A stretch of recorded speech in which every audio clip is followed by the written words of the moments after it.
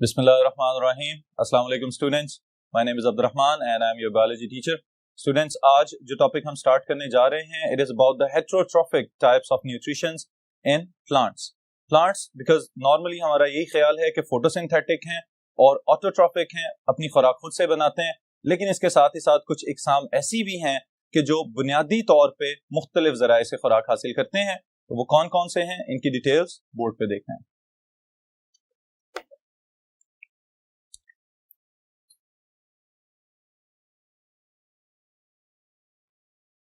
Alright student, सबसे पहले तो ये जो टर्म हम लिख रहे हैं, this is heterotrophic nutrition.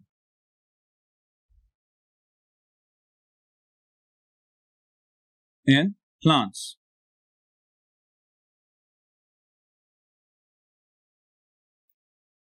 जी, अब देखने से ये टर्म बड़ी हैरत अंगेज लगती है कि हेटरोट्रॉफिक भी है और साथ हमने प्लांट्स का भी जिक्र कर दिया है. Plants are photosynthetic and producers of the ecosystem. लेकिन यहाँ पे जो हम जिक्र करेंगे स्टूडेंट्स, वो ये है कि वो पौधे कि जो अपने ऑटोट्रॉफिक मोड ऑफ न्यूट्रिशन के अलावा एवोल्यूशन के अमल से गुजरते हुए कुछ इस तरह के जराए पैदा कर चुके हुए हैं कि अगर फोटोसिंथेटिकली खुराक खुद नहीं भी बना सकते तो वो किसी और जरिए से अपनी खुराक हासिल कर लेंगे. This is very important point about different species of plants. क्योंकि कुछ ऐसे पौधे भी हैं कि जो कंप्लीटली लीफलेस हैं, उनके पास कोई पत्ता मौजूद नहीं है, और जब पत्ते नहीं होंगे और स्टेम जो है उसके पास भी क्लोरोफिल की मिकदार कम होगी नॉर्मल क्लोरोफिल से, तो उस सूरत में उसकी खुराक की जरूरियात को पूरा करने के लिए उसे कोई ना कोई और सोर्स की जरूरत होगी. तो इसलिए plants have adopted different modes of nutrition. Okay, so the first one is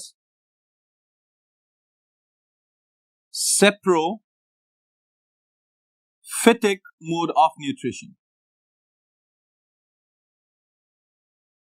Alright, अब स्टूडेंट्स यहां पे अगेन दो टर्म्स हैं जो इस एक लफ्ज के अंदर छुपी हुई हैं. ओके, पहली चीज तो saprobes, and saprobes are decomposers, those living organisms which rely on dead decaying organic matter for their nutrition. They are known as saprobes or decomposers. लेकिन दूसरी चीज जो यहां पे है, that is the phytic part. okay, fights हम use करते हैं हमेशा प्लांट्स के लिए, तो ये याद रखिएगा कि saprotrophic mode of nutrition is a simple thing. Okay, but जब हम ये कहते हैं कि this is saprophytic mode of nutrition, तो this term is specifying the heterotrophic decomposers that are present inside the kingdom plantae. Okay, तो इनको define कर लेते हैं. दोज लिविंग ऑर्गेनिजम्स, और यहां पे हमारी मुराद इससे क्या है, plants, that obtain their nutrients खुराक के अज्जा from decomposing the dead bodies of plants and animals. Alright students, वो पौधे जो किसी ना किसी सूरत में मरे हुए पत्तों और दरख्तों और पौधों और जानवरों से उनके कम्प्लेक्स ऑर्गेनिक मॉलिक्यूल्स को तोड़ के सिंपलर मॉलिक्यूल्स में कन्वर्ट करते हैं और फिर उसके बाद अपनी खुराक के अज्जा पूरे कर लेते हैं. दे आर सेप्रोफिटिक प्लांट्स, और सेप्रोफाइट्स की टर्म यूज कर सकते हैं. देन अगर हम इसको और थोड़ी सी डिटेल में लेके जाएं, so we can explain the mechanism of decomposition.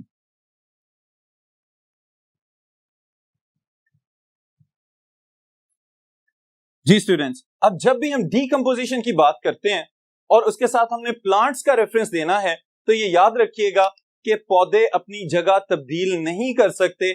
ऐसा नहीं होगा कि वो अपनी जगह से किसी दूसरी जगह पे चले जाएं और वहां पे जाके डीकंपोजिशन करें और फिर उसके बाद अपनी ओरिजिनल पोजीशन पे आ जाएं. यहां पे हम क्या शामिल करेंगे कि the plants they have to stay on their own position and at the same time they will release enzymes out of the cells, और वो एंजाइम्स जो सेल से बाहर जाके काम करते हैं, they are known as exoenzymes. Alright, और इनके लिए एक सिंपल टर्म भी मैं यहां पे मेंशन कर रहा हूं, they are extra cellular enzymes. Alright, और इन एंजाइम्स की मदद से जो डाइजेशन का अमल मुकम्मल किया जाएगा उसको भी इसी टर्म से रिलेट कर देते हैं, that is extra cellular digestion.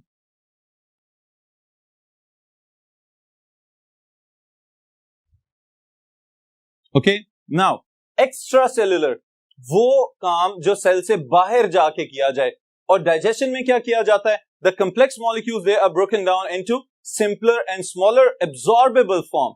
Okay, ऐसे खुराक के अज्जा जो पहले कंप्लेक्स ऑर्गेनिक मॉलिक्यूल्स थे, लाइक प्रोटीन्स, लाइक फैट्स और कंप्लेक्स कार्बोहाइड्रेट्स, इनको तोड़ा जाता है और उसके बाद इसको अपनी बॉडी का हिस्सा बना लिया जाता है।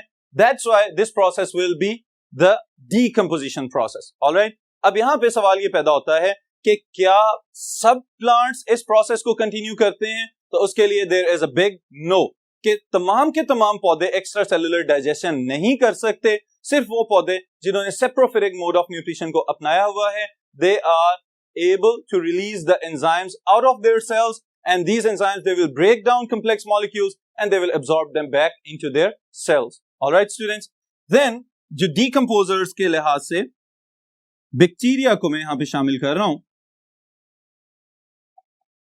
Bacteria and fungi.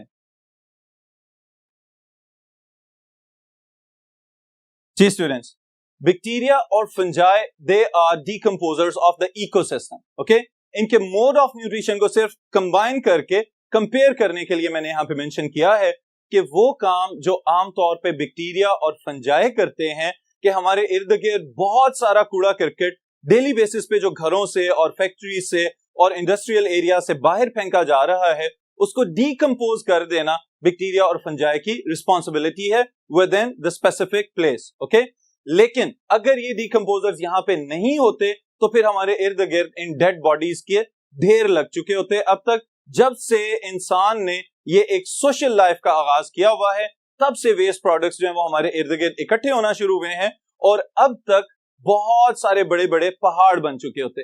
लेकिन स्टूडेंट्स, इन दोनों लिविंग ऑर्गेनिजम्स में एक्स्ट्रा सेल्यूलर डाइजेशन की एबिलिटी मौजूद है, जिसकी वजह से ये भी एंजाइम्स रिलीज करते हैं। वो ऑर्गेनिजम्स जिनको प्लांट्स डायरेक्टली डाइजेस्ट नहीं कर सकते, बैक्टीरिया और फंजाई उनको डाइजेस्ट करके देते हैं और उनके न्यूट्रिएंट्स पौधे फिर अपनी नशोनुमा के लिए इस्तेमाल कर लेते हैं। Alright, then is the second mode of nutrition, that is parasitic mode of nutrition.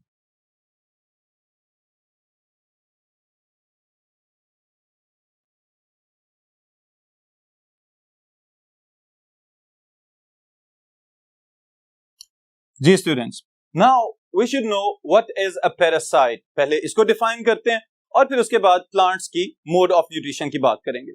पहली चीज जो है हमारे पास, that is about the parasitic mode of nutrition in which one living organism harms the other living organism to get benefit from that body. Okay, अब ये भी possible है कि पैरासाइट बॉडी के अंदर भी रह सकता है और पैरासाइट बॉडी के ऊपर भी रह सकता है।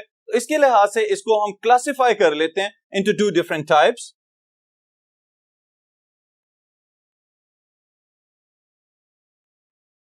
A parasite is an organism that obtain its food by disturbing the metabolic activities of its host. Okay, उसके लिए दो टाइप्स में डिवाइड कर रहा हूं मैं इसको। The first one are ectoparasites and the other one are endoparasites. वो पैरासाइट्स जो अपने होस्ट की बॉडी के बाहर रहें, दे आर एक्टोपैरासाइट्स, और वो पैरासाइट्स जो अपने होस्ट की बॉडी के अंदर चले जाएं, they are endoparasites. Alright students, अब ये दो चीजें तो हमें पता चल गई हैं। इसके साथ ही साथ एक और टर्म जो जब भी हम पैरासिटिक मोड ऑफ न्यूट्रिशन की बात करते हैं तो इसको मस्ट शामिल किया जाता है, that is host. Alright, host का लफ्जी मतलब मेजबान। ओके, और इस टाइप के रिलेशनशिप में ये मेजबान खुद बहुत ज्यादा नुकसान उठा रहा होता है, लेकिन एट द सेम टाइम इससे ये पैरासाइट्स बहुत ज्यादा फायदा हासिल कर रहे होते हैं और इवन के अपनी बहुत सारी डिफरेंट टाइप्स की रूट्स जो पैरासिटिक सकर्स इनके अंदर मौजूद होते हैं उनको अपने होस्ट के अंदर तक धंसा देते हैं और फिर वहां से अपने न्यूट्रिएंट्स को हासिल करते हैं, जिसकी वजह से होस्ट खुद तो पहले कमजोर होता है और फिर एट द एंड अल्टीमेटली उसकी डेथ हो जाती है। लेकिन जो पैरासाइट है it becomes healthier and stronger और फिर उसकी बहुत ज्यादा ग्रोथ हमें होती हुई नजर आ सकती है even on the dead body of the host. और फिर जब होस्ट डेड हो जाएगा तो फिर उसके बाद again saprophytic mode of nutrition का आगाज हो जाएगा। इसके लिए स्टूडेंट्स मैं दो पौधों के यहां पे नाम लिख रहा हूं। It is Cuscuta and Dodder plant. Alright, अब पॉसिबल है कि आपने अपने इर्द गिर्द क्यारियों में एक लाइट ग्रीन कलर या येलोइश ग्रीन कलर की तारनुमा बेल देखी हो। इसके ऊपर कोई लीफ मौजूद नहीं होता, लेकिन ये बहुत ज्यादा नुकसानदेह है स्पेशली फूलदार और फलदार पौधों के लिहाज से।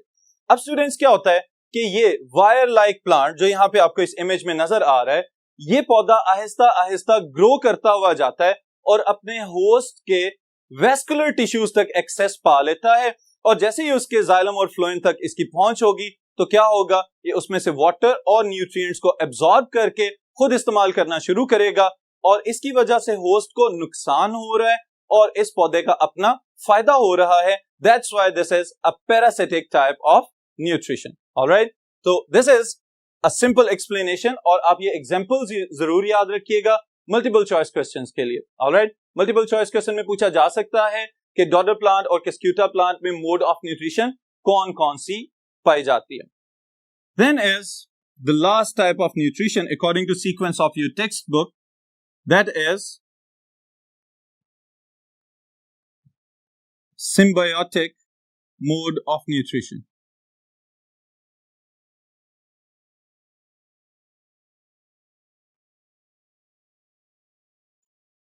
जी स्टूडेंट्स, अब symbiotic mode of nutrition itself it is derived from symbiosis. Okay?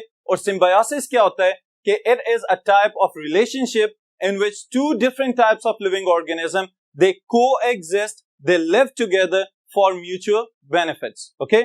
ऐसा पॉसिबल है कि दो मुख्तलिफ इकसाम के जानदार एक ही साथ रहना शुरू हो जाएं और एक दूसरे को फायदा देना शुरू हो जाएं. That is known as symbiosis, and this type of mode of nutrition it will be referred to as symbiotic mode of nutrition. Okay? इसके लिए जो different symbiotic modes plants के अंदर पाए जाते हैं, the first one is lichens. All right? Lichens students अगर आपको याद हो तो हम चैप्टर 8 में ये पहले से पढ़ के आ चुके हुए हैं. यहां पे मैं इसको एक्सप्लेन कर रहा हूं और रिवाइज कर रहा हूं टेक्निकल टर्मिनोलॉजी को आपके लिए. That is, lichens are the mutualistic association between an autotrophic partner. Autotrophic partner कौन होता है lichens में? That is algae and a heterotrophic partner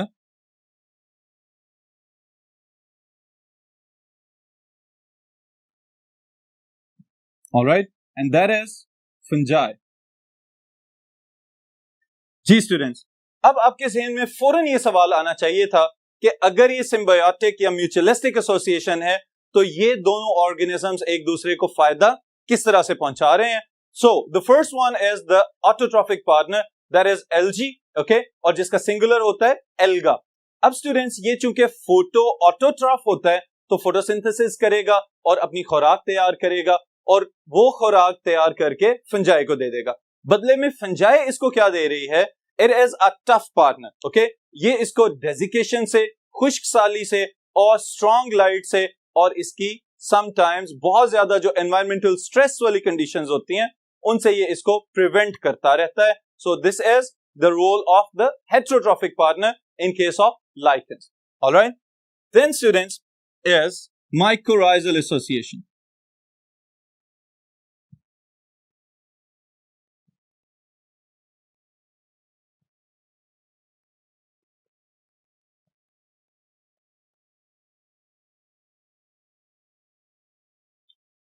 alright, now इसकी भी टर्म के ऊपर स्टूडेंट्स गौर कीजिएगा।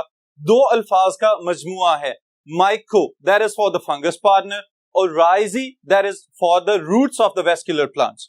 Okay, myco is for fungi and rhizae are the roots of vascular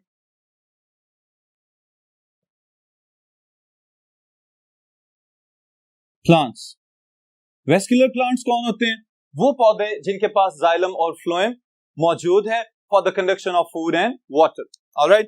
ji students, अब इसमें हमारे लिए ये समझना बहुत ज्यादा जरूरी है कि जो हेट्रोट्रॉफिक पार्टनर फंजाई है वो क्या रोल प्ले कर रहा है for the benefit of plants.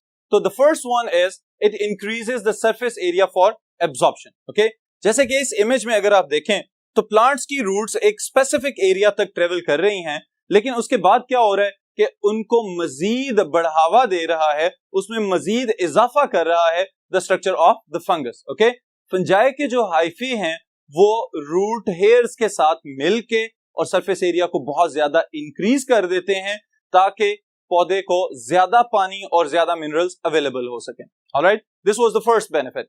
Second benefit students बहुत ज्यादा इंपॉर्टेंट है और आप इसको याद रखिएगा for the short question as well, कि fungus at the same time it is best at extracellular digestion. Okay, fungi खुद हेट्रोट्रॉफिक है लेकिन उसका ज्यादातर दारोमदार किस चीज पे है? एक्स्ट्रा सेलुलर डाइजेशन के ऊपर। तो यहां पे इस केस में हमें यह नजर आता है कि फंजाई इर्द गिर्द से चीजों को डीकंपोज करके प्लांट्स की रूट्स के लिए अवेलेबल बना सकती है। तो this is again the second benefit provided by the heterotrophic partner. लेकिन इसके बदले में प्लांट्स की रूट्स क्या फायदा दे रही हैं? तो इसके लिए याद रखिएगा, roots are the sinks of the reservoirs of food.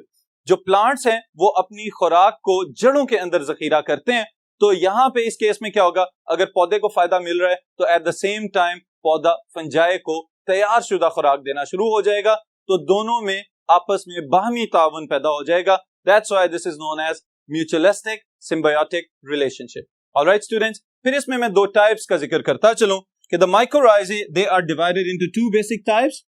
The first one are ectomycorrhizae, alright, and the second one are endomycorrhizae. जी, अब इन दोनों में क्या डिफरेंस है? अगेन मैं आपको यही कहूंगा, टर्म्स के ऊपर फोकस कीजिए, आपको इसका जवाब मिल जाएगा।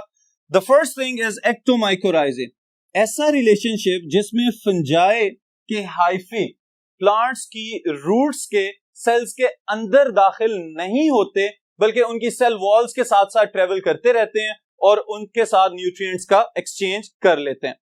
दूसरी जो चीज है दैट इज एंडोमाइकोराइज़े, उसके नाम से पता चल जाना चाहिए। इस केस में the hyphae they will penetrate into the cells of the root hair cells as well as the cortex of the roots, और इस केस में क्या होगा, फंजाई न्यूट्रिएंट्स को प्लांट सेल्स के साइटोप्लाज्म तक पहुंचा देगी और बदले में वहीं से खुराक भी लेना शुरू हो जाएगी। ऑलराइट, तो ये हैं दो different types, ectomycorrhizae and endomycorrhizae. Alright students, उसके बाद फिर जो last type of symbiotic association है that is a unique relationship. This is known as root nodules, और इसके साथ ही एक टर्म मैं यहां पे मेंशन कर रहा हूं, लेग्यूमिनस प्लांट्स। जी स्टूडेंट्स, अब लेग्यूमिनस प्लांट्स और रूट नोड्यूल्स, इनका आपस में क्या रिलेशनशिप है? अब देखिए कि बाज़ औक़ात जब प्लांट्स ग्रो कर रहे होते हैं तो वो सॉइल्स जहां से पौधे डायरेक्टली किसी भी नाइट्रोजन को अवेलेबल सोर्स के तौर पे एब्जॉर्ब नहीं कर पा रहे होते, तो वहां पे क्या किया जाता है, these bacteria they incorporate as cysts और nodules in the superficial tissue of the root hair cells. Okay, जड़ों की बैरूनी लेयर्स के अंदर बैक्टीरिया अपनी कॉलोनीज बनाते हैं और कॉलोनीज बनाने के बाद छोटे छोटे बॉल लाइक स्ट्रक्चर्स की फॉर्म में नजर आना शुरू हो जाते हैं। इनको हम कहते हैं रूट नोड्यूल्स। ओके, अब ये जो रूट नोड्यूल्स हैं स्टूडेंट्स, इनके अंदर बैक्टीरिया क्या कर रहे हैं? अब शामिल हम किस में कर रहे हैं इसको? सिम्बायोटिक एसोसिएशन में, ये मत भूलिएगा। In this case of relationship, bacteria will benefit the plants by providing the available form of nitrogen ions. Okay, nitrates और नाइट्राइट्स प्रोवाइड करते हैं जड़ों को, ताकि पौधे उनको इस्तेमाल करें और उनसे अमीनो एसिड्स और प्रोटीन्स वगैरह बना सकें। इन रिटर्न पौधे इनको क्या देंगे? तैयार शुदा खुराक, जो कि पहले से रूट्स के अंदर स्टोर कर दी जा चुकी हैं। Alright students, this relationship involves bacteria and leguminous plants. अब स्टूडेंट्स ये याद रखिएगा कि बैक्टीरिया डिकम्पोजर्स हैं और लेग्यूमिनस प्लांट्स के अंदर याद रखें लेग्यूम्स। ओके, लेग्यूम्स क्या हैं? फलीदार पौधे। वो पौधे जिनके ऊपर फलियां ग्रो करती हैं, they are known as leguminous plants.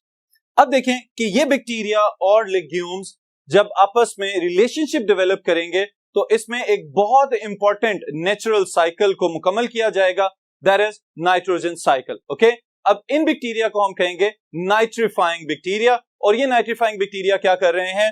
वो फॉर्म्स जो पौधों के लिए सुपरफिशियली या अपेरेंटली अनअवेलेबल हैं, जिनको जड़ें जज़ब नहीं कर पा रही, उनको ये बैक्टीरिया अवेलेबल बना रहे हैं for the roots by converting them into nitrates and nitrites, और फिर उसके बाद ये रूट्स के अंदर एब्जॉर्ब कर लिए जाते हैं। जैसे ही वेस्कुलर टिश्यूज में जाएंगे, इनको फिर किसी और फॉर्म में चेंज किया जाएगा, फिर उसके बाद इनको वेस्कुलर टिश्यूज के जरिए इनके सिंक्स तक पहुंचाया जाएगा और एसिमिलेट कर लिया जाएगा जब पौधा अपने लिए प्रोटीन्स बना रहा होगा। और फिर जब इसके अंदर बीन्स वगैरह या छोटे दाने और दालें वगैरह बनाई जाएंगी, तो फिर it will be a source of food for us. Alright, हम कंज्यूमर्स हैं, तो इस वजह से हमें भी इससे इनडायरेक्टली फायदा पहुंच रहा होता है। फिर उसके बाद स्टूडेंट्स, यहां पे मैं चाह रहा हूं कि हम ये जो सारे का सारा हेटेरोट्रॉफिक मोड ऑफ न्यूट्रिशन हमने पढ़ा है, इसकी हम समरी यहां पे देखें। फर्स्ट कॉलम के अंदर हमने जो चीज डिस्कस की है, these are the points for the short question. अगर शॉर्ट क्वेश्चन में पूछ लिया जाए कि compare the saprophytic mode of nutrition with the parasitic mode of nutrition, और compare the parasitic mode of nutrition with the mutualistic association between plants and other living organisms, तो आप ये उसको जरूर मेंशन कीजिएगा। ये बुलेट पॉइंट्स आपको summary बनाने के लिए और साथ ही साथ शॉर्ट क्वेश्चन को प्रिपेयर करने के लिए they will be very helpful. Alright, तो इसको याद रखिएगा। फिर इंशाल्लाह ताला